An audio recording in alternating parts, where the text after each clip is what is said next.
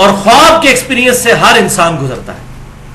خواب اللہ تعالیٰ نے ایک ایسی چیز رکھی ہے جس کی وجہ سے اللہ تعالیٰ انسان کو یہ میسج دینا چاہتا ہے کہ جس طریقے سے انسان جب خواب دیکھتا ہے اور اٹھ جاتا ہے تو کہتا ہے کہ یہ جو زندگی میں نے گزاری خواب کی حالت میں یہ تو خواب تھا, اصل زندگی تو یہ ہے.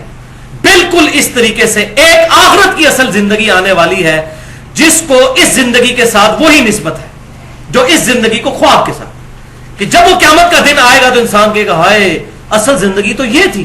تو یہ دنیا میں اللہ تعالیٰ نے ایک ایکسپیرینس کروا دیا, اور یہ اللہ تعالیٰ کا ایک طریقہ ہے. اللہ تعالیٰ نے ایک انسٹیٹیوٹ بنایا ہے, ایک موڈ آف نالج ہے, ایک ورچوئل تمثیلی طریقہ ہے لوگوں تک غیب کی خبریں پہنچانے کا اور ان کی اصلاح کرنے کا. شیطانی بھی ہو سکتا ہے, رحمانی خواب بھی ہوتے ہیں. اور اس میں یہ بھی بات یاد رکھیے, اکثر ہم خواب میں اپنے قریبی رشتہ داروں کو دیکھتے ہیں جو زندہ ہیں, لیکن اگر آپ صبح اٹھ کر انہی رشتہ داروں سے پوچھیں کہ جناب ابو جان آپ رات کو خواب میں مجھے آئے تھے, تو ان کو نہیں پتا ہوتا کہ میں آیا تھا. تو آپ خواب میں یہ جو اکثر لوگ کہتے ہیں نا پیر صاحب آگے فجر کے ٹائم جگا جاتے ہیں, تو پیر صاحب کو پوچھیں ان کو نہیں پتا ہوتا. یہ تمثیلی سارے معاملات ہوتے ہیں, ہوتے شیطان آ جائے, اللہ تبارک و تعالیٰ کی طرف سے کوئی معاملہ ہو جائے. تو یہ جو کہتے ہیں نا پیر صاحب آ کے جگاتے ہیں, تو ان کو کہ اسی ٹائم پیر صاحب کو فون کریں کہ آپ رات کو کدھر تھے, تو اگر بتا جائیں تو پھر ہمیں پکڑ لیں آ کے.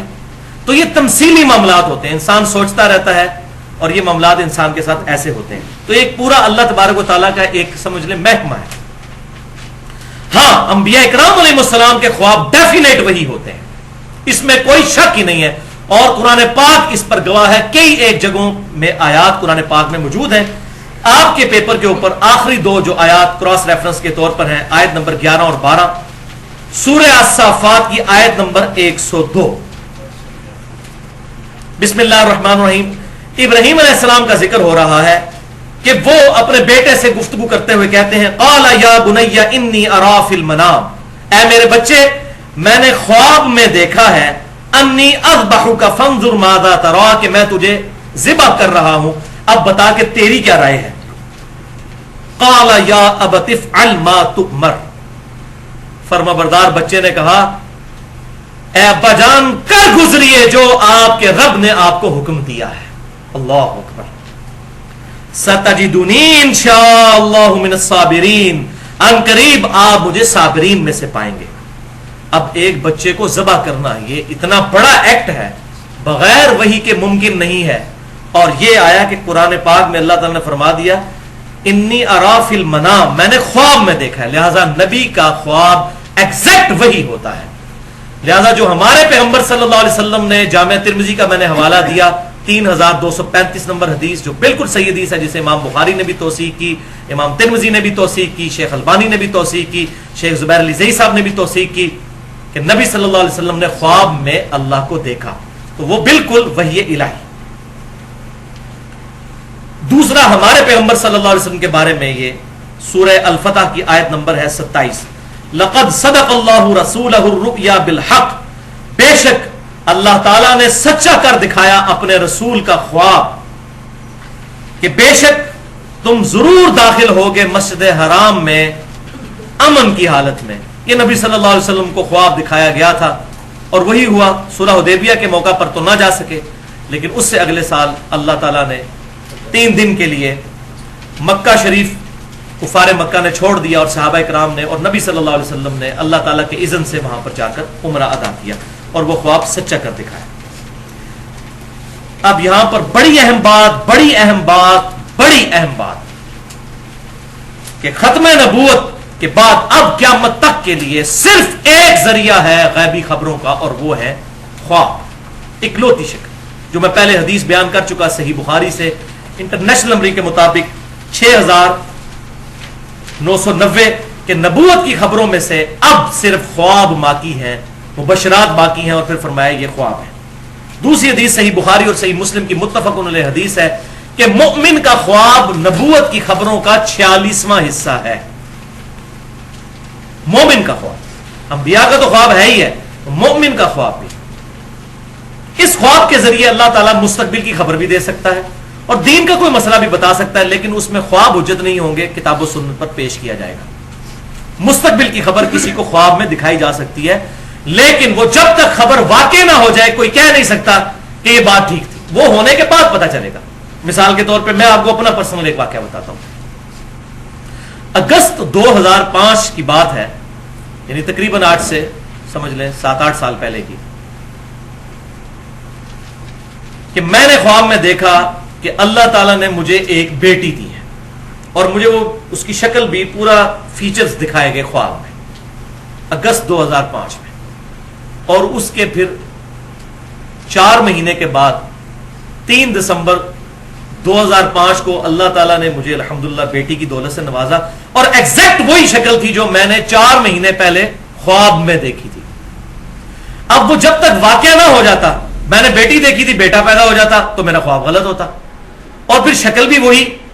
تو اس چیز سے اب کنفرم ہو گیا کہ یہ غیبی خبر تھی. اس طرح آپ کے ساتھ بھی کئی معاملات ہوئے ہوں گے, لیکن دین کے معاملات جو ہیں وہ اگر خواب میں ایسے معاملات ہوں وہ حق ہو سکتے ہیں, لیکن ان کو کتاب و سنت پر پیش کیا جائے گا. ایسا نہیں ہے کہ کتاب و سنت کے بغیر کسی کی ذاتی انٹرپریٹیشن مان لی جائے. صحیح بخاری اور صحیح مسلم کی متفق علیہ حدیث ہے کہ اچھے خواب اللہ کی طرف سے ہیں اور برے خواب شیطان کی طرف سے ہیں. جب تم میں سے کوئی اچھا خواب دیکھے تو اللہ کا شکر ادا کرے اور پسندیدہ شخص سے بیان کرے, یعنی جو اس سے جیلس نہ ہوتا ہو اس کو بیان کرے. اور جو کوئی ناپسندیدہ خواب دیکھے تو اس کا ذکر کسی سے نہ کرے, اللہ کے حضور پناہ طلب کرے اور اپنے بائیں طرف 3 دفعہ تھوک دے. فزیکلی نہیں تھوکنا, بس اسی طرح یوں کرتے رہے. اور بخاری اور مسلم میں اسی کانٹیکسٹ میں محمد بن سیرین تابعی جو امام حنیفہ رحمۃ اللہ علیہ کے استاد ہیں اور 70 صحابہ کی انہوں نے صحبت کی, المتوفی 110 ہجری, ان کا قول موجود ہے. وہ فرماتے ہیں کہ خواب 3 قسم کے ہیں, ایک اللہ کی طرف سے, دوسرا شیطان کی طرف سے, اور تیسرا نفسانی جو خیالات ہیں. نبی صلی اللہ علیہ وسلم نے فرمایا 2 قسم, اور وہ جو نفسانی خیالات ہیں وہ بیسیکلی شیطانی خواب ہی ہوتے ہیں, کیونکہ یہ نفس میں بھی شیطان ہی پھونکے مارتا ہے. تو یہ انٹرپریٹیشن بڑی زبردست ہے ابن سیرین کی, مجھے بڑی پسند آئی, کیونکہ اکثر اوقات جو انسان دن میں سوچتا رہتا ہے اور اس کے متعلق خواب بھی بعض اوقات انسان کو آ جاتا ہے. امام بخاری رحمۃ اللہ علیہ نے ایک پورا باب باندھا ہے, پورا چیپٹر ہے کتاب التعبیر کے نام سے, جس میں 60 احادیث ہیں خوابوں اور اس کی تعبیر سے متعلق. اور امام مسلم کی کتاب میں بھی کتاب الرؤیا ایک چیپٹر ہے جس میں 42 احادیث ہیں. اور بخاری اور مسلم کی تقریباً ساری احادیث ہی متفق علیہ ہیں سوائے اکا دکا کے, خوابوں کے پوائنٹ آف ویو سے الحمدللہ. اور انہی چیپٹرز میں حضور صلی اللہ علیہ وسلم کے کئی خواب موجود ہیں, اور آپ صلی اللہ علیہ وسلم جو صحابہ کو خوابوں کی تعبیر فرمایا کرتے تھے. صحیح بخاری میں حدیث ہے, فجر کی نماز کے بعد آپ صلی اللہ علیہ وسلم پوچھا کرتے تھے, کسی نے خواب دیکھا, پھر اس خواب کی تعبیر بھی بیان فرمایا کرتے تھے. وہ ساری چیزیں موجود ہیں, لیکن ابھی ٹائم نہیں کہ میں ان کو بیان کروں. تو نبی صلی اللہ علیہ وسلم نے کئی خواب خود بھی دیکھے, صحابہ کے خوابوں کی تعبیریں بھی ارشاد فرمائیں. ایک تو میں نے خواب بتا دیا وہ دیدار والا, اس کے علاوہ کئی ایک خواب ہیں جو کبھی ٹائم ملا تو اس پہ پورا لیکچر دیا جا سکتا ہے. بخاری اور مسلم کی 100 حدیثیں تقریباً بن جاتی ہیں خوابوں کے اوپر. یہاں پر میں ایک بات بتا دوں کہ محمد بن سیرین تابعی رحمۃ اللہ علیہ المتوفی 110 ہجری, ان کے بارے میں ایک کتاب مشہور ہے جو بازار میں ملتی ہے, کتاب التعبیر کے نام سے, تعبیر الرؤیا کے نام سے.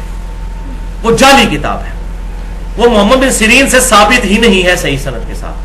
اس میں کئی باتیں ٹھیک لکھی ہوئی ہیں, وہ احادیث بخاری اور مسلم میں موجود ہے. میں یہ نہیں کہہ رہا کہ اس میں جو کچھ لکھا ہے وہ غلط ہے, لیکن جو ان کے حوالے سے کچھ تشریحات ہیں ان کی اتھینٹسٹی ان تک نہیں ثابت ہوتی. اب آ جائیے بھائیوں اس بات کی طرف کہ کیا خواب میں امام کائنات سید الاولین والآخرین شفیع المذنبین رحمت للعالمین سیدنا و مولانا امام اعظم محمد رسول اللہ صلی اللہ علیہ وسلم کی زیارت ہو سکتی ہے یا نہیں. اس میں 2 حدیثیں ہیں جن کو میں ڈسکس کروں گا اور پھر ہمارا یہ لیکچر مکمل ہو جائے گا.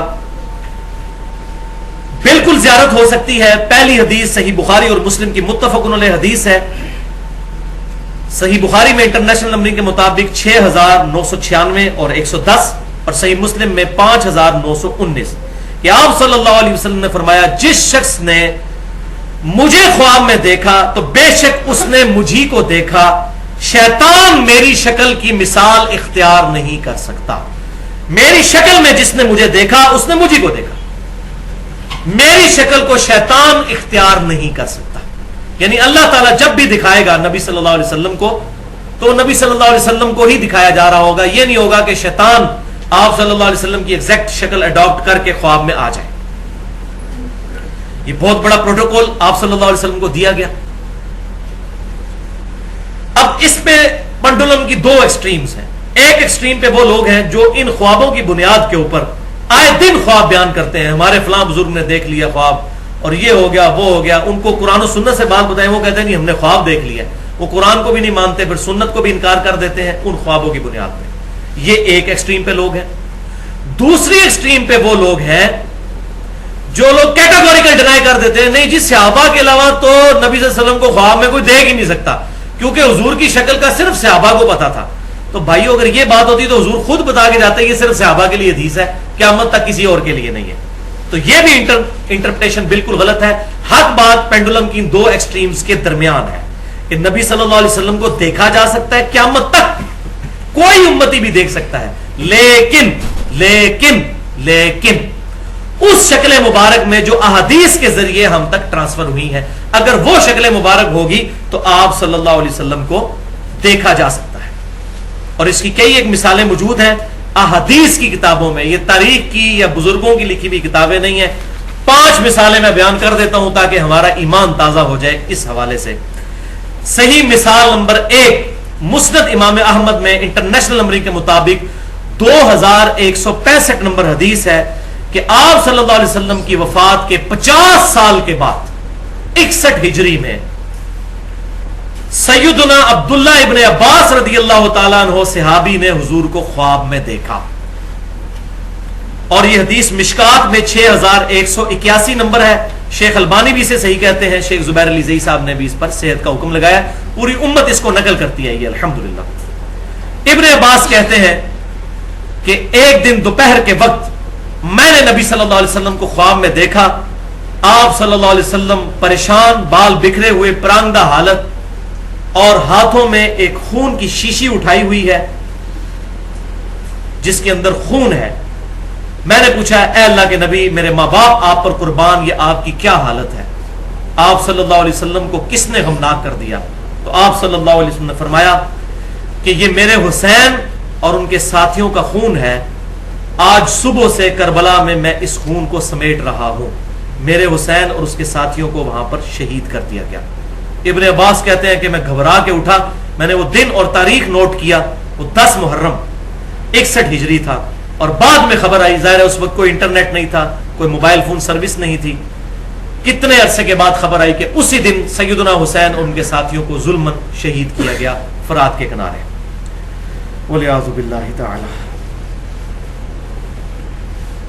اس کی ڈیٹیل پوری سننی ہو تو مسئلہ نمبر 61 کے نام سے حسینیت اور یزیدیت کا تحقیقی جائزہ اہل سنت پاک.com پر میری پوری گفتگو موجود ہے جو ایکسپلوسیو گفتگو ہے الحمدللہ 2.25 گھنٹے کی. تو یہاں پر یہ الفاظ ہے کہ میں صبح سے ان کا خون جمع کر رہا ہوں. تو میں وہی بات کروں گا. یہ بات تمثیلاً ہے. اپنے ماں باپ کو آپ خواب میں دیکھیں ان سے پوچھیں ان کو نہیں پتا ہوگا کہیں بھی معاملہ. یہ اللہ تبارک و تعالیٰ کا ایک پورا انسٹیٹیوٹ ہے. یہ مثال کے طور پر تمثیلاً بات دکھائی جاتی ہے. صحیح خواب نمبر 2 کی مثال صحیح مسلم میں انٹرنیشنل نمبرنگ کے مطابق 79 نمبر روایت ہے. مقدمے کے اندر ہی امام مسلم رحمۃ اللہ علیہ لے کر آئے ہیں کہ سیدنا علی بن مسہر تبع تابعی, یہ تابعی بھی نہیں ہے تبع تابعی ہے, وہ کہتے ہیں کہ میں نے اور حمزہ نامی ایک تبع تابعی نے ابان بن ابی عیاش المتوفا 140 ہجری جو ایک کذاب تابعی تھا 140 ہجری میں فوت ہوا, اس سے میں نے 1000 احادیث نقل کی ہیں. امام مسلم لے کر آ رہے ہیں. وہ کہتے ہیں بعد میں اپنے کلاس فیلو جب حمزہ کو ملا تو میں نے اس سے ذکر کیا کہ ہم نے اس سے جو احادیث نقل کی تو حمزہ نے بتایا کہ بھائی میرے مجھے نبی صلی اللہ علیہ وسلم کی خواب میں زیارت ہوئی اور میں نے ابان بن ابی عیاش سے سنی ہوئی 1000 حدیثیں حضور کے سامنے زبانی پڑھی خواب میں. حضور نے صرف 5 یا 6 حدیثوں کی تصدیق کی, باقی سب کے بارے میں فرمایا یہ میری حدیثیں نہیں ہیں. یہ کہتے نہیں حدیث تو حدیث ہوتی ہے, وہی ڈگری تو ڈگری ہوتی ہے چاہے جعلی ہو یا اصلی. وہ جو پاکستانی سیاستدان کہتے ہیں حدیث تو حدیث ہوتی ہے چاہے جعلی ہو یا اصلی. کتابوں میں تو آ گئی نا, یہ سن لیں. صحیح مسلم کی پہلی حدیث ہی مقدمے میں یہ ہے کہ جس نے میری طرف جھوٹی حدیث منسوب کی وہ اپنا مقام دوزخ میں دیکھ لے, ولیعوذ باللہ تعالی. اور یہ بخاری میں بھی حدیث ہے, اس میں میرا پورا لیکچر ہے مسئلہ نمبر 36 کے نام سے 1.5 گھنٹے کی گفتگو, ضعیف الاسناد اور من گھڑت احادیث کے فتنے کا تحقیقی جائزہ. اس میں نے کئی ایک مثالیں اس کی بیان کی. یہ ابان بن ابی عیاش وہی راوی ہے, یہ وہی خبیث ہے جس کو اہل سنت اور اہل تشیع دونوں کذاب کہتے ہیں, اور پھر وہی ہمارے اہل تشیع میں سے رافضی جو ہیں وہ اسی کی روایت پیش کرتے ہیں جی سیدنا عمر نے حضرت فاطمہ کے گھر کو آگ لگا دی تھی, ولیعوذ باللہ تعالی. اس حدیث میں بھی راوی یہ ابان ہے, یہ وہ خبیث راوی ہے, کذاب, جھوٹا, ابان بن ابی عیاش. تیسری مثال خواب کی, سنن نبی داؤد میں انٹرنیشنل نمبر کے مطابق 5077 نمبر, سنن ابن ماجہ میں 3867 اور سنن نسائی الکبریٰ کے اندر بھی موجود ہے 9855. حماد تابعی کہتے ہیں کہ میں نے ابو عیاش رضی اللہ تعالیٰ عنہ سے ایک حدیث سنی, اور یہ ریفرنس الحمدللہ ہمارے اذکار والے کارڈ پہ بھی موجود ہے, صبح شام کے جو اذکار والا کارڈ ہے اہل سنت پاک.com پہ وہ رکھا ہوا ہے. کہتے ہیں میں نے حدیث سنی ابو عیاش رضی اللہ تعالیٰ عنہ سے. حماد تابعی کہتے ہیں کہ آپ صلی اللہ علیہ وسلم نے فرمایا, جس شخص نے صبح کے وقت ایک دفعہ پڑھ لیا لا الہ الا اللہ وحدہ لا شریک لہ لہ الملک ولہ الحمد وہو علی کل شیء قدیر, تو شام تک اللہ تعالیٰ اس کی شیطان سے حفاظت فرمائے گا, نمبر 1. نمبر 2, اس کو ایک غلام آزاد کرنے کا, اور وہ بھی اسماعیل علیہ السلام کی اولاد سے, ثواب عطا فرمائے گا. نمبر 3, اس کے 10 درجات بلند کر دے گا. نمبر 4, اس کے 10 گناہوں کو معاف کر دے گا. اور نمبر 5, اسے 10 نیکیاں عطا فرمائے گا. اب یہ 5 فضیلتیں ایک دفعہ یہ پڑھنے کی, اور جو شام کے وقت کرے گا تو صبح تک اللہ تعالیٰ اس کو محفوظ قلعے میں رکھے گا, اور یہی ساری فضیلتیں ہوں گی. اب اتنی بڑی فضیلت, حماد تابعی کہتے ہیں کہ نبی صلی اللہ علیہ وسلم کی مجھے زیارت ہوئی تو میں نے کہا یا رسول اللہ یہ آپ کی حدیث ہے, مجھے کنفرم کر دیجئے. دیکھیں ان لوگوں کو ہمیشہ نیکیوں کی فکر ہوتی تھی کہ اتنی بڑی فضیلت ہے, یہ حدیث صحیح ہے یا ضعیف ہے.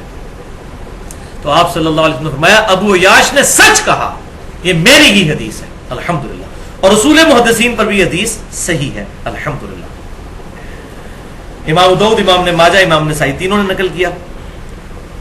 چوتھی مثال صحیح خواب کی, مسند امام احمد میں 3410 نمبر حدیث, اور شمائل ترمذی جو امام ترمذی کی ہے انٹرنیشنل نمبر کے مطابق 412 نمبر, جو میں نے داڑھی والے لیکچر میں بھی بیان کی کہ یزید الفارسی تابعی جو تھے, یہ وہ یزید ابن معاویہ نہیں ہے, یہ ایک تابعی ہے جو مصحف لکھا کرتے تھے, قرآن کے کاتب تھے, ابن عباس کے شاگرد ہیں, اور ابن عباس سے انہوں نے کئی احادیث نقل کی ہیں.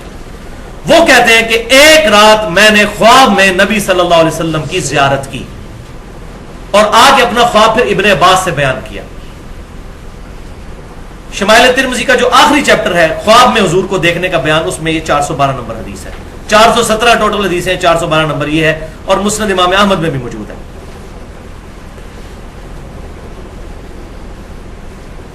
تو وہ کہتے ہیں میں نے ابن عباس سے کہا کہ میں نے رسول اللہ صلی اللہ علیہ وسلم کو خواب میں دیکھا, تو ابن عباس نے کہا جلدی جلدی اپنا خواب بیان کرو, میں نے رسول اللہ سے سنا جس شخص نے مجھے خواب میں دیکھا اس نے مجھے کو دیکھا, میری شکل میں شیطان نہیں آ سکتا. تو انہوں نے پھر بڑا پیارا خواب بیان کیا. اس کے اینڈ پر ابن عباس نے تصدیق کی کہ اگر تم بیداری میں بھی حضور کو دیکھ لیتے تو اس سے مختلف نہ پاتے, تم نے رسول اللہ ہی کو خواب میں دیکھا ہے. اب انہوں نے نہیں کہا کہ قیامت تک کوئی دیکھ ہی نہیں سکتا, وہ تابعی تھے, صحابی تو نہیں تھے جنہیں خواب دیکھا. اس کا ترجمے میں بھی بعض لوگوں نے 2 نمبری کی, وہ صرف یہ ثابت کرنے کے لیے کہ حضور کی داڑھی بہت لمبی تھی, کیونکہ اس میں واضح موجود ہے کہ حضور کی داڑھی نحر تک تھی, سینے کے شروع والے حصے کی طرف. لیکن الحمدللہ اہل حق بھی موجود ہیں, اکثر اہل حقی ہیں جنہوں نے ترجمہ صحیح کیا. اس میں سے اہل حدیث علماء میں سے ایک بڑے عالم, چونکہ اہل حدیث کو یہ مسئلہ کڑوا لگتا ہے, میں انہی کے عالم کا حوالہ دیتا ہوں. دارالاسلام سے کتاب چھپی ہے آئینہ جمال نبوت, اس میں اہل حدیث کے بہت بڑے اس وقت ہم حافظ عبدالستار حماد صاحب کا ترجمہ انہوں نے چھاپا ہے دارالاسلام والوں نے, اور یہ خواب کا ترجمہ میں وہاں سے پڑھنے لگا ہوں. وہ کہتے ہیں, یزید الفارسی کہتے ہیں, اے ابن عباس میں نے خواب میں نبی صلی اللہ علیہ وسلم کو دیکھا. آپ صلی اللہ علیہ وسلم کا قد مبارک نہ بہت لمبا تھا نہ بہت چھوٹا بلکہ درمیانہ تھا. آپ صلی اللہ علیہ وسلم کا رنگ مبارک بہت سفید نہیں بلکہ گندمی نما سفید سرخ رنگ تھا. آپ صلی اللہ علیہ وسلم کے دانت مبارک انتہائی سفید اور خوبصورت تھے. آپ صلی اللہ علیہ وسلم کی آنکھیں سرمگی تھیں جیسے سرما لگا ہوا ہوتا ہے. آپ صلی اللہ علیہ وسلم کا چہرہ مبارک گول اور گوشت سے پر تھا, اور آپ صلی اللہ علیہ وسلم کی داڑھی مبارک انتہائی گھنی اور پورے چہرے پر پھیلی ہوئی تھی اور نہر تک تھی. نہر تک, سینے کے الفاظ ہی کوئی نہیں ہے, لیکن مولوی نے 2 نمبری کے سینہ بھرتی تھی. حضور کی اتنی لمبی داڑھی نہیں تھی, نہر تک تھی. یہ اونٹ کو سینے سے نہر کیا جاتا ہے یا یہاں سے کیا جاتا ہے نہر؟ یہ جہاں پر یہ ہلکا سا سمجھے کہ ٹرف بنا ہوا ہوتا ہے, یہاں پر یہ گلے والا آخری حصہ جہاں سے سینہ شروع ہوتا ہے, سینہ یہاں سے شروع ہو کے ناف تک جاتا ہے, یہ سینے کا ابتدائی حصہ. اور وہی انہوں نے ترجمہ کیا کہ آپ صلی اللہ علیہ وسلم کی داڑھی مبارک سینے کے شروع کے حصے پر, ابتدائی حصے پر پھیلی ہوئی تھی یہاں تک. اور یہ الحمدللہ مجھ پہ شرح صدر ہوا ہے. میں وہی بات کروں گا کہ اکثر علماء پریشان تھے کہ صحیح بخاری میں آتا ہے کہ عبداللہ بن عمر مٹھی کے بعد داڑھی کاٹ دیا کرتے تھے حج اور عمرے پر, اور ابو داؤد میں ہے کہ مطلقاً مٹھی کے بعد داڑھی کاٹا کرتے تھے. وہ والی جو حدیث ہے ذهب الظمأ وابتلت العروق وثبت الاجر انشاءاللہ, اسی میں موجود ہے کہ وہ تابعی کہتے ہیں کہ عبداللہ بن عمر یہ دعا بھی پڑھتے تھے اور مٹھی کے بعد داڑھی بھی کاٹا کرتے تھے. اور الموطا امام مالک میں ہے کہ صرف اس سال جس سال انہوں نے حج کرنا ہوتا تھا اس سال عبداللہ بن عمر رمضان سے حج تک داڑھی کو تھوڑا لمبا کر لیتے تھے تاکہ حج کے موقع پر داڑھی کاٹیں. تو یہ جو لوگ کہتے ہیں داڑھی وہ حج کے موقع پہ کاٹتے تھے, وہ لمبی انہوں نے 3 مہینے پہلے کی ہوتی تھی, ان کی داڑھی مٹھی تھی. کیوں کہ ان کا یہ ماننا تھا کہ حضور کی داڑھی چونکہ یہاں تک تھی میں اس سے لمبی نہیں کروں گا. جو صحیح بخاری میں 10 حدیثیں ہیں کہ ابن عمر اتنے متبع سنت ہے کہ حضور کے حج کے سفر کے دوران ان جگہوں پر رکا کرتے تھے جہاں حضور صلی اللہ علیہ وسلم رکا کرتے تھے. الحمدللہ. تو داڑھی پر میں نے کافی ڈیٹیل گفتگو کی ہے, داڑھی کی اہمیت اور اس کی مقدار اور اس کے صحیح احکام و مسائل پر مسئلہ نمبر 33 کے نام سے اہل سنت پاک.com پر, وہاں ڈیٹیل کے ساتھ داڑھی پر گفتگو سنی جا سکتی ہے. صحیح خواب نمبر 5 سنن دارقطنی حدیث کی کتاب ہے. امام دارقطنی رحمۃ اللہ علیہ المتوفا 382 ہجری, شروع کے ائمہ محدثین میں سے ہیں. ان کی کتاب ہے سنن دارقطنی جس میں 4898 احادیث ہیں. اس میں انہوں نے نماز والے چیپٹر میں یہ خواب نقل فرمایا ہے, اور وہ کہتے ہیں کہ میں نے یہ خواب اپنے استاد سے خود سنا جنہوں نے یہ خواب دیکھا, اور ان کے استاد تبا تابعی تھے 4 صدی کے اندر. ان کا نام تھا امام ابو جعفر بن اسحاق, اور حدیث کا انٹرنیشنل نمبر ہے 1135, جلد 1 صفحہ 293. اور بریلوی مکتبہ فکر کے علماء نے بھی اس کا ترجمہ شائع کیا ہے, دیوبند نے بھی کیا ہے. بریلوی مکتبہ فکر کا جو ترجمہ ہے شبیر برادرز کا, اس میں اس کا نمبر ہے 1110. وہ ترجمہ آپ خود بھی پڑھ سکتے ہیں. نماز کے چیپٹر میں انہوں نے نقل کی احادیث کہ نبی صلی اللہ علیہ وسلم نماز کے شروع میں رفع الیدین کرتے تھے, رکوع میں جاتے وقت رفع الیدین کرتے تھے, اور رکوع سے اٹھ کر رفع الیدین کرتے تھے. یہ احادیث نقل کی, پھر کئی صحابہ کا نقل کیا کہ ان کا یہ عمل تھا. اس کے بعد وہ کہتے ہیں کہ ہمارے استاد نے, امام دارقطنی خود کہتے ہیں کہ میرے استاد نے جو ثقت تبا تابعی ہیں, انہوں نے مجھے خود یہ بات املا کروائی کہ پہلے میں بھی عراقیوں کے مذہب پر تھا, کوفی نجدیوں کے مذہب پر, یعنی میں رفع الیدین کرنے کا قائل نہیں تھا. پھر کہتے ہیں کہ ایک رات میں نے نبی صلی اللہ علیہ وسلم کو خواب میں دیکھا, اور آپ صلی اللہ علیہ وسلم کو میں نے اس حال میں پایا کہ آپ صلی اللہ علیہ وسلم نماز ادا فرما رہے تھے.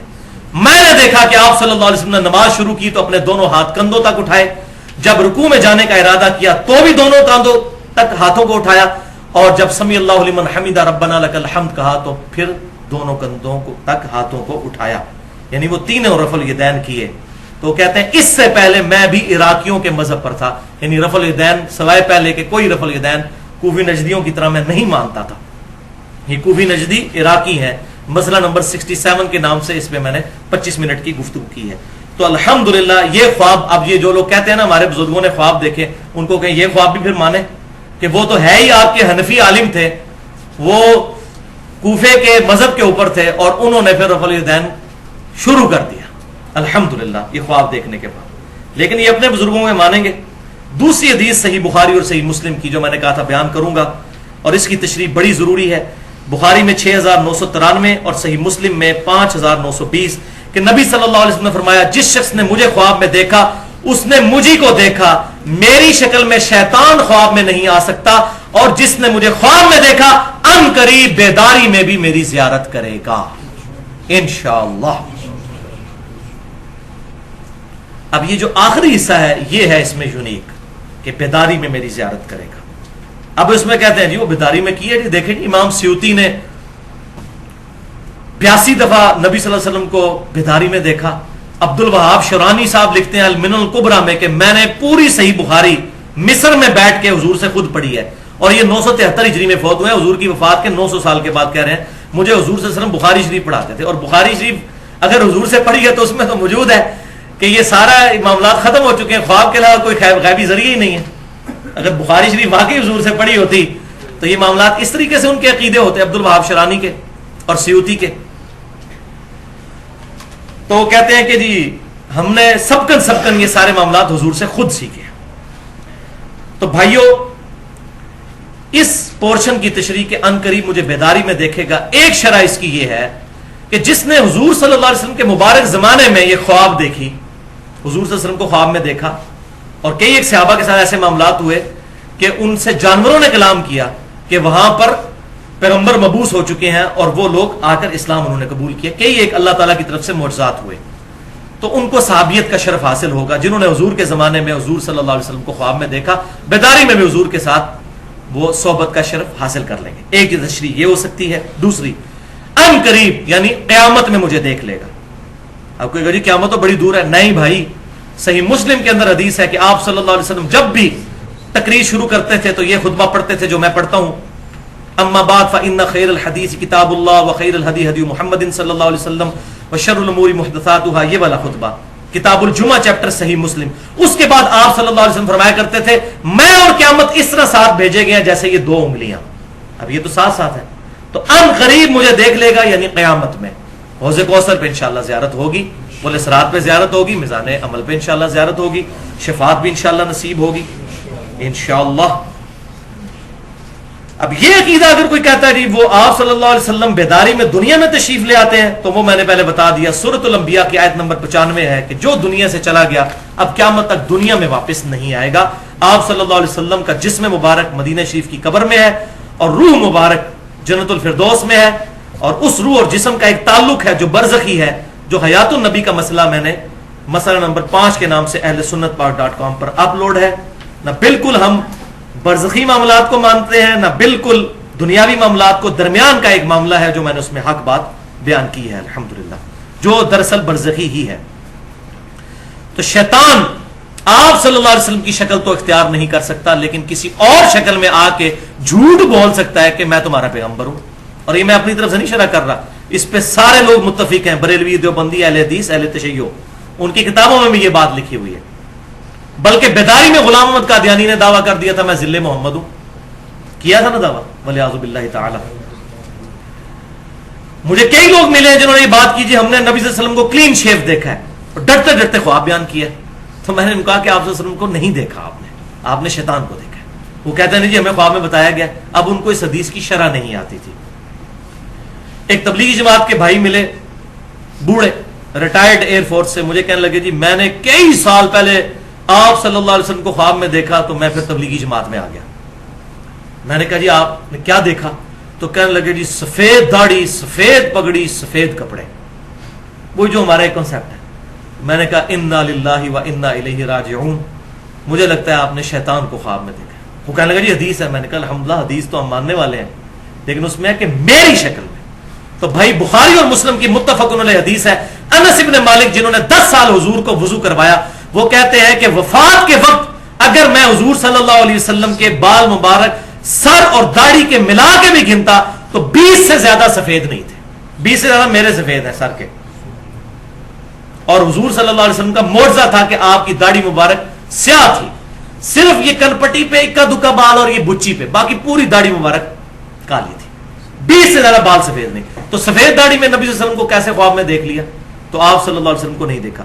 تو یہ میں جو کہہ رہا ہوں کہ یہ ہماری شرح نہیں، شروع سے صحیح بخاری میں جو شرح لکھی گئی سب سے بیسٹ، جس کو بریلوی، دیوبندی، اہل حدیث، اہل سنت کے لوانے والے تینوں گروہ مانتے ہیں، فتح الباری ابن حجر اسقلانی رحمۃ اللہ علیہ، المتوفى 852 ہجری، ان کی لکھی ہوئی ہے صحیح بخاری کی شرح، اس میں انہوں نے لکھا ابن سیرین رحمۃ اللہ علیہ کا قول صحیح سند کے ساتھ کہ ان کو جب بھی کوئی آگے بتاتا تھا کہ میں نے نبی صلی اللہ علیہ وسلم کی خواب میں زیارت کی، تو وہ کہتے تھے پہلے نشانیاں بتاؤ تم نے حضور کو کس طرح دیکھا.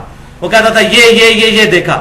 اگر وہ نشانیاں احادیث کے ساتھ میچ کرتی تھی وہ توثیق کرتے تھے، اور اگر میچ نہیں کرتی تھی وہ کہتے تھے تم نے نبی صلی اللہ علیہ وسلم کو خواب میں نہیں دیکھا.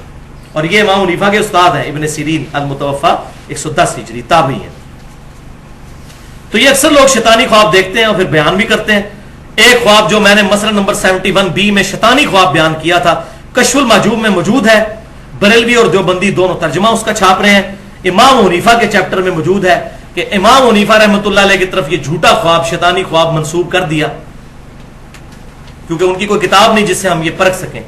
امام حنیفہ کہتے ہیں میں نے خواب میں دیکھا کہ میں نبی صلی اللہ علیہ وسلم کی قبر مبارک کھود کے اس میں سے حضور کی ہڈیاں جمع کر رہا ہوں. ولیعوذ باللہ. یہ ہمیں کہتے ہیں یا تو نبی کا عقیدہ نہیں مانتے، یہ نہیں مانتے. آپ صلی اللہ علیہ وسلم کا جسم مبارک بالکل صحیح حالت میں موجود ہے. یہ مسلمانوں کا اجماعی عقیدہ ہے، اس پہ کئی احادیث موجود ہیں الحمدللہ. تو جی بعد میں ابن سیرین سے پوچھا، دیکھا ابن سیرین کو وہاں فٹ کیا انہوں نے. ان کو پتا تھا ابن سیرین جو ہے وہ ان کے استاد ہیں. وہی ابن سیرین سے کہا استاد جی میں نے خواب دیکھی ہے. تو تابعین نے کہا جی بیٹا پریشانی کی کوئی بات نہیں ہے، تم حضور کی سنتیں جمع کرو گے. پریشانی کی بات تو ہے بھائی، حضور کی سنتیں جمع کرنی تھی. تو اللہ تعالیٰ یہ خواب دکھاتا کہ وہ دیکھ رہے ہیں کہ حضور کے برتن سمیٹ رہے ہیں، آپ سے ان کے کپڑے مبارک اکٹھے کر رہے ہیں، آپ کی چیزیں جمع کی جاتی، ہڈیاں. ولیعوذ باللہ تعالی، ولیعوذ باللہ تعالی. اس کے بعد میں کہتا ہوں جس میں ایمان کی اتنی سی بھی رتی موجود ہے نا، وہ کشف المحجوب کو نہیں چھاپے گا. اور جس کا مرشد نہ ہوئے وہ کتاب پڑھ لے. اے جناب پڑھے، جس کو مرشد نہ ملے وہ یہ کتاب پڑھ لے. اسی طریقے سے نور الدین زنگی والا واقعہ آپ نے اکثر سنا ہوگا. وہ یہودی تھے، نبی صلی اللہ علیہ وسلم کا جسم مبارک قبر سے نکالنا چاہتے تھے. تو آپ صلی اللہ علیہ وسلم نور الدین زنگی کو خواب میں آئے اور کہا کہ جی پہنچ. ولیعوذ باللہ. اگر یہی معاملات ہونے ہوتے بھائیوں، تو جب یزید نے مسجد نبوی میں 3 دن تک گھوڑے باندھے تھے اور وہ مسجد نبوی میں لید بھی کرتے رہے واقعہ حرہ کے دوران، اس وقت نبی صلی اللہ علیہ وسلم نے کسی کو کیوں نہیں بلایا؟ دنیا بقدر ایفٹ ہے. دنیا میں یزید کے دور کے اندر صحیح مسلم میں موجود ہے، خانہ کعبہ کو اس نے آگ بھی لگائی، شہید کر دیا. حجاج ابن یوسف نے دوسری دفعہ کیا، لیکن وہ لشکر ابابیل والا ابراہ کے لیے آیا، ان کے لیے نہیں آیا. یہ اللہ کا معاملہ ہے کب یہ معاملات کرے. تو نبی صلی اللہ علیہ وسلم کے جسم مبارک کی حفاظت کے لیے آپ صلی اللہ علیہ وسلم کو کسی، تو اب پھر اس میں یہ بول دوں ان کے والے عقیدے سے کہ حضور نے وہ امتیوں سے مدد مانگ لی تو امتی حضور کے مشکل کشا ہوئے، معاذ اللہ استغفر اللہ. تو یہ جھوٹا واقعہ، اس کی کوئی سند نہیں ہے. اس بندے نے واقعہ بیان کیا ہے سمہوتی نے، وہ 10ویں صدی ہجری کا بندہ ہے. 9ویں کے بالکل اینڈ پہ پیدا ہوا، 10ویں میں فوت ہوا 911 ہجری میں. اور اس نے جو یہ واقعہ بیان کیا وہ اپنے سے بھی تقریباً 300-400 سال پہلے کا واقعہ، اور سند کوئی بیان نہیں کیا. یہ بے سند واقعہ ہے. میں ساری جماعتوں کے ساتھ رہوں، سب لوگ تھوک کے حساب سے اس طرح کے خواب بیان کرتے ہیں. آپ دعوت اسلامی میں یہ سبز پگڑی والی جماعت میں چلے جائیں، انہوں نے پوری کتابیں چھاپی ہوئی ہیں دعوت اسلامی کی بہاریں. اس میں اتنے واقعات ہیں کہ جی نبی صلی اللہ علیہ وسلم ملتان اجتماع میں آئے اور ساروں کے لیے بشارت فرمائی کہ سب بخشے گئے جتنے اجتماع میں آئے، اور سارے کہتے ہیں سبحان اللہ. ٹھیک ہے جی. اچھا، تذکرہ صدر الشریعہ، مفتی امجد علی صاحب کے اوپر ایک کتاب لکھی ہے الیاس قادری صاحب نے، جنہوں نے بہار شریعت لکھی. مفتی امجد علی احمد بریلوی صاحب کے خلیفہ، ان پر لکھی ہے کہ ان کی اس کتاب کے اندر ایک بزرگ کا واقعہ لکھا کہ وہ بزرگ بیمار ہو گئے تو 40 دن تک حضور صلی اللہ علیہ وسلم اس بزرگ کی شکل میں آ کے ان کے شاگردوں کو جو ہے وہ پڑھاتے رہے. یعنی اب حضور کہہ رہے ہیں میری شکل میں شیطان نہیں آ سکتا، اس بزرگ کی شکل میں جب آئیں گے، نبی صلی اللہ علیہ وسلم کی شکل مبارک سے بڑھ کے کس کی شکل خوبصورت ہو سکتی ہے؟ وہ کسی امتی کی شکل میں آئیں گے.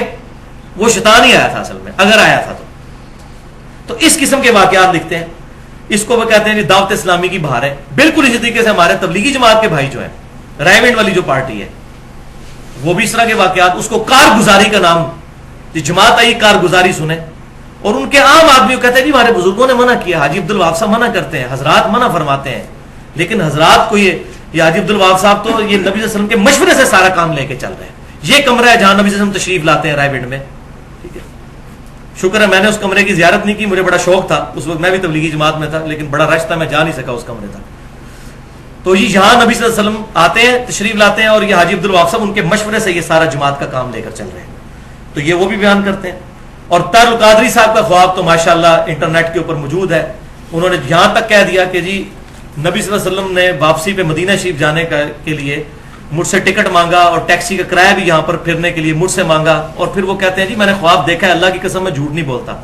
اور میں طاہر القادری صاحب, الیاس قادری صاحب, حاجی عبد الوہاب صاحب, ان سارے بزرگوں کی 100% تصدیق کرتا ہوں کہ واقعی یہ خواب دیکھتے ہیں. اور یہ میں وہ شرح صدر جو مجھے ہوا ہے وہ میں بیان کرنے لگا ہوں, یہ بالکل صحیح کہتے ہیں, یہ جھوٹ نہیں کہتے, ان کو خواب آتے ہیں. دماغ خراب ہے کسی کا خواب بیان کرے اس طرح؟ تو یہ ٹروتھ بھی میں ریویل کر دیتا ہوں کہ اصل میں شیطان ان کے ساتھ کھیل رہا ہوتا ہے. اب آپ کو بات سمجھ آئے گی, شیطان میری شکل میں نہیں آ سکتا, کسی اور شکل میں آئے گا اور ان کو اس قسم کے خواب دلائے جائیں گے. اور اگر کوئی کہتا ہے جی نہیں نہیں یہ رحمانی خواب ہیں اور نبی صلی اللہ علیہ وسلم تو خواب میں آتے ہی آتے ہیں, تو پھر میں وہی علمی جواب اور پھکی والا جواب دوں گا جو میں پہلے دے چکا کہ پھر سنن دارقطنی میں انٹرنیشنل نمبر کے مطابق 1135 نمبر حدیث ہے.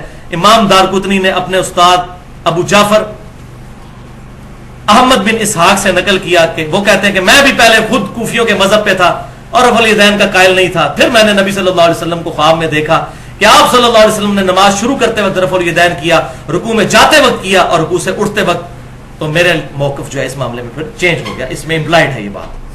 تو یہ پھر کہیں کہ یہ خواب ہے تو آپ بھی سب کے سب رفع الیدین شروع کر دیں, اتنے بڑے بزرگ کا خواب ہے. اور یہ بزرگ کوئی آج کے نہیں ہے, 900,000 سال پرانے بزرگ ہیں, یہ 1000 سال پرانے بزرگ, تو خواب مانے پھر کہیں گے نہیں ہم اپنے بزرگوں کا ہی خواب مانتے ہیں.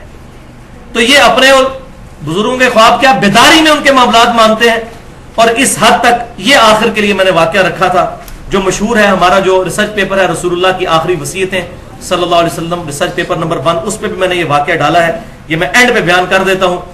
فضائل اعمال کے اندر جو چیپٹر الگ سے فضائل درود اور فضائل حج چھپا ہوا ہے, فضائل حج جو رائیونڈ سے کتب خانہ فیضی سے شائع ہوتی ہے لاہور سے, واقعہ نمبر 12 صفحہ 166, اور الیاس قادری صاحب جو دعوت اسلامی کو لے کے چل رہے ہیں ان کی فضائل سنت کا چیپٹر ہے مصافہ اور معانقہ کی سنتیں اور آداب, اور اس کا صفحہ ہے 654. یہ پرانی فضائل سنت, نئی والے کا مجھے صفحہ نہیں پتا, یہ پرانی جو میرے پاس پڑی ہے جس سے میں بھی 10 سال تک درس دیتا رہا.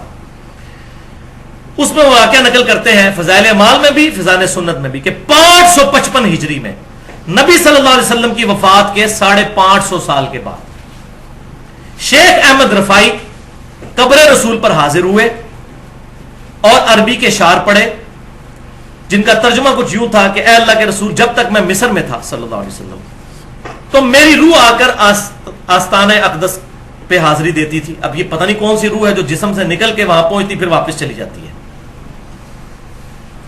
اب میں خود آیا ہوں, آپ صلی اللہ علیہ وسلم اپنا ہاتھ مبارک قبر سے باہر نکالیے, میں اس کو بوسہ دینا چاہتا ہوں. تو شیخ زکریا صاحب لکھتے ہیں 90,000 لوگوں کی موجودگی میں, یعنی بیداری میں. ہمارا تو خواب نہیں رفع الیدین والا ماننے کے لیے تیار, اپنا بیداری میں اپنے بزرگ کا 90,000 لوگوں کی موجودگی میں 555 ہجری میں شیخ احمد رفائی کے لیے معاذ اللہ استغفر اللہ, وہ کہتے ہیں نبی صلی اللہ علیہ وسلم نے اپنا ہاتھ مبارک قبر سے باہر نکالا, انہوں نے اس کو بوسہ دیا, اور اس منظر کو دیکھنے والوں میں شیخ عبد القادر جیلانی کا نام بھی ذکر کیا جاتا ہے تاکہ ساری سہم جائیں گے اتنے بڑے بزرگ نے یہ دیکھا ہے تو بالکل صحیح ہوگا. ان کا نام ویسے ہی ڈھوپ دیا کہ سارے سہم جائیں کہ شیخ عبد القادر جیلانی وہ 11ویں سرکار, تاکہ وہ انکار کر ہی نہ سکے. اور بھائی کس نے دیکھا اور کہاں ہوا؟ یہ 555 ہجری, آج 1434 ہجری ہے, یہ 900 سال پہلے کا واقعہ ہے. آج سے 90 سال پہلے بھی, 900 سال تو بڑی دور کی بات ہے, آج سے 90 سال پہلے بھی مسجد نبی میں 90,000 کا مجمع نہیں آتا تھا. یہ تو شافعات کی توسیع کے بعد اب 4-5 لاکھ تک لوگ آتے ہیں. اور یہ تو ایئر ٹریولنگ کی وجہ سے حج زیادہ لوگوں نے کرنا شروع کیا, ورنہ ایوریج 1-1.5 لاکھ بندہ حج کے لیے جاتا تھا بمشکل. اب یہ 40 لاکھ تک, یہ تو بوئنگ 747 کی جو پروازیں 71-72 میں 1971 سے شروع ہوئی ہیں اس کی وجہ سے یہ کثرت کے ساتھ لوگ آنا شروع ہوئے ہیں, اور آج 2013 میں 40-50 لاکھ تک 5 ملین تک یہ بات پہنچ چکی ہے. تو چور اپنی لنگوٹی چھوڑ جاتا ہے. یہ غلطی ہوگی کہ 90,000 لکھ دیا, 9,000 لکھ دیتے تو کوئی شاید معاملہ سیدھا ہو جاتا, لیکن یہ معاملہ پھر بھی ظاہر ہے اس کی سند کوئی نہیں ہے, یہ جھوٹا خواب ہے جو بیان کیا گیا. تو میں یہ پوچھتا ہوں کہ سیدہ فاطمہ جو حضور کی وفات کے بعد کسی نے ان کو ہنستے ہوئے نہیں دیکھا, انہوں نے تو کبھی نبی صلی اللہ علیہ وسلم کی بیداری میں زیارت نہیں. کوئی ضعیف روایت بتا دے کسی ایک صحابی کے بارے میں کہ حضور صلی اللہ علیہ وسلم سے انہوں نے بیداری میں ملاقات کی ہو. اور سیدہ عائشہ تو اسی قبر مبارک والے حجرے کے ساتھ ایک کمرے میں 47 سال تک 47 ایئرز تک رہیں, حتیٰ کہ جب ان کو اجتہادی غلطی کے طور پر لوگوں نے اکسا کے جنگ جمل کے لیے نکال دیا. ارادہ تو ان کا جنگ کا نہیں تھا, بہرحال اس کا انجام بڑا برا ہوا, اور حضرت عائشہ پوری زندگی روتی تھی اس معاملے پر. اس میں میرا پورا لیکچر بھی موجود ہے, مسئلہ نمبر 55B کے نام سے, حدیث قرطاس کے اوپر. اس میں نے کچھ چیزیں بیان بھی کی ہیں. سیدہ عائشہ کو حضور صلی اللہ علیہ وسلم نے قبر مبارک سے ہاتھ رکار کر نہیں روکا کہ عائشہ مت جاؤ. بعد میں جو انہوں نے رونا تھا اسی وقت روک لیتے. حضرت عائشہ نے کبھی نہیں کہا میری ملاقات ہوئی, حضور کی لاڈلی بیوی تھی رضی اللہ تعالی عنہ. ہمارا عقیدہ کیا ہے؟ الحمدللہ وہ ہے صحیح بخاری میں انٹرنیشنل نمبر کے مطابق 1010 نمبر حدیث کتاب الاستسقاء چیپٹر میں, جو میں نے اسی رسول اللہ کی آخری وصیتوں والے ریسرچ پیپر پہ بھی ڈالی ہوئی ہے, کہ سیدنا عمر فاروق رضی اللہ تعالیٰ عنہ کے مبارک دور میں جب کبھی قحط پڑ جاتا تو عباس ابن عبد المطلب کو وہ لے کر آتے, اللہ کی حضور پیش کرتے اور کہتے اے اللہ جب تک تیرے محبوب صلی اللہ علیہ وسلم ہم میں موجود تھے ہم ان کے ذریعے سے تیری طرف توسل اختیار کرتے تھے, یعنی ان کی دعا کی برکت سے تو ہم پر بارش نازل فرما دیتا تھا. اب تیرے نبی کی وفات کے بعد ان کے چچا کو لے کر آئے ہیں. انس ابن مالک کہتے ہیں ان کی دعا کی برکت سے اللہ تعالیٰ بارش نظر فرما دیتا. تو سیدنا عمر قبر رسول پر جا کر نبی صلی اللہ علیہ وسلم سے نہیں مانگتے تھے, اور وہ بخاری کی اس حدیث کے راوی بھی حضرت عمر ہیں, جو ایک سفر کے دوران پانی کم پڑ گیا تو سیدنا عمر کے مشورے سے حضور صلی اللہ علیہ وسلم نے اپنا مبارک ہاتھ ایک پانی کے پیالے میں رکھا اور پانی کے چشمے جاری ہوئے اور ہزاروں صحابہ نے اس پیالے میں سے پانی پیا. تو حضرت عمر کہہ سکتے تھے یا رسول اللہ صلی اللہ علیہ وسلم آپ صلی اللہ علیہ وسلم برزخی حیات کے ساتھ تو زندہ ہے, ہمارا بھی الحمدللہ یہ عقیدہ ہے, لیکن ان کو پتا تھا کہ دنیاوی حیات نہیں, ہماری کمیونیکیشن نہیں ہو سکتی, تو آپ اپنا ہاتھ ہمارے قبر سے باہر نکالیں یا پیالہ لے کے آؤ, لوگ پیاسے مر رہے ہیں. یہ نہیں انہوں نے کیا. یہ ہے ہمارا عقیدہ, اور اس پہ میری ڈیٹیل کے ساتھ گفتگو بھی موجود ہے. مسئلہ نمبر 43 کے نام سے توسل اور وسیلہ کے صحیح احکام و مسائل اہل سنت .com پر 1.5 گھنٹے کی گفتگو ہے. اللہ تعالیٰ سے دعا ہے جو حق بات میں نے آج کہی ہمارے دلوں میں راسخ فرمائے. اگر جذبات میں میرے منہ سے کوئی غلط بات نکل گئی تو اللہ تعالیٰ ہمارے دلوں سے معاف کر دے. ہمیں کتاب و سنت کی تعلیمات پر عمل کر کے دوسرے بھائیوں تک پہنچانے کی توفیق عطا فرمائے. سبحانک اللہم و بحمدک اشہد ان لا الہ الا انت استغفرک و اتوب الیک.